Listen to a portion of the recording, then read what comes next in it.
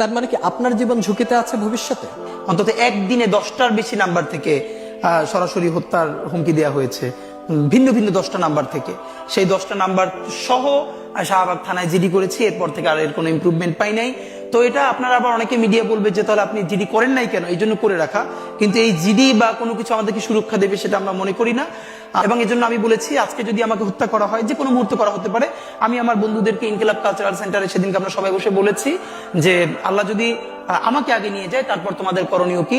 আমি আমার পরিবার এবং আমার ভাই বন্ধুদেরকে ডেকে বলেছি যে আল্লাহ আমাকে নিয়ে গেলে করণীয় কি হবে। বরং আমি আমার পরিবারকে বলেছি যে আমার সন্তানের এখন বয়স 7 মাস, আল্লাহ আমাকে নিয়ে গেলে ওকে যেন ওভাবে প্রস্তুত করা হয় যে এই দখলদারিত্বের বিরুদ্ধে লড়তে হবে।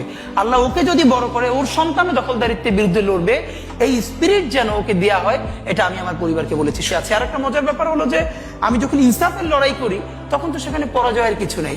আমি বেঁচে থাকলে আমি গাজী হিসেবে লড়বো, আমি মরে গেলে শহীদ হয়ে আল্লাহর কাছে চলে যাব। আর আমাদের এই লড়াই তো হার জিতের কিছু, আমরা জিতের উপরেই আছি। আমাদের জীবন বেঁচে থাকলেও জিত, আমাদের জীবন চলে গেলেও জিত।